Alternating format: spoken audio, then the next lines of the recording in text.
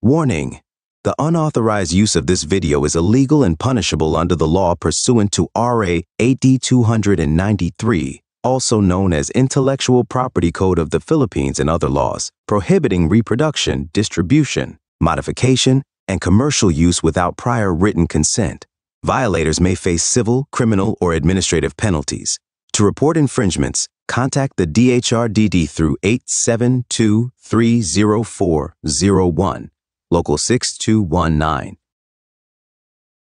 Ang kidnapping ay isang seryosong krimen na maaring mangyari sa lahat. Ang madalas na puntirya ay base sa mga sumusunod na karakter. Una, may kakayahang magbayad ng malaking halaga na ransom. Pangalawa, may kakayahang magbayad ng mabilis at takot makipag-ugnayan sa mga pulis.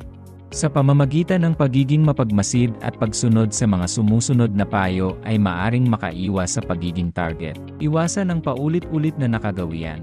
Palagiang magpalit ng ruta at schedule. Turuan ng mga bata na ipaalam sa mga miyembro ng pamilya ang kanilang kinaroroonan. Striktong ipatupad o ituro sa mga bata na bawal sila sumama sa ibang tao o di kilalang tao. Turuan ng mga bata na maging mapagmatsyag sa estranghero. Gumawa ng role-playing scenarios upang maturuan ang mga bata kung paano umiwas o anong maaring gawin nila kung mayroong estranghero na lumapit sa kanila. Iwasang maging kapansin-pansin ang pamumuhay. Limitahan ang sarili sa pagbibigay impormasyon ng iyong yaman, ari-arian o gamit na mamahalin sa anumang social media platform. Makipagkaibigan sa kapitbahay. Magbahagi ng impormasyon sa mga pinagkakatiwalaang kapitbahay para sa mga emergency o kahina-hinalang aktibidad. Gawing ligtas ang inyong tahanan. Huwag buksan ang pinto o ang gate sa mga di kilalang tao. Tandaan ang mga acronym, ARISE. Ikaw ay dapat na A. Aware, R. Responsible, I. Informed, at S. I para sa security. Magtalaga sa miyembro ng pamilya na mangangalaga sa seguridad. Siya ang responsableng miyembro ng pamilya. Siya ang nakakaalam ng kinaroroonan ng bawat miyembro ng pamilya. Pinag-aaralan at inaalam ang mga katangian at pag-ugali ng bawat miyembro ng pamilya. May kakayahang pagsabihan ang empleyado patungkol sa hindi pagbigay ng impormasyon ng pamilya sa estranghero at mag-report kung kinakailangan. May kakayahang magpaalala sa mga drivers at yaya tungkol sa battery at load at upang makasiguro na hindi mawalan ng load or battery kung kinakailangan. Para sa iyong seguridad, dapat sundin ng mga kasambahay ang mga sumusunod.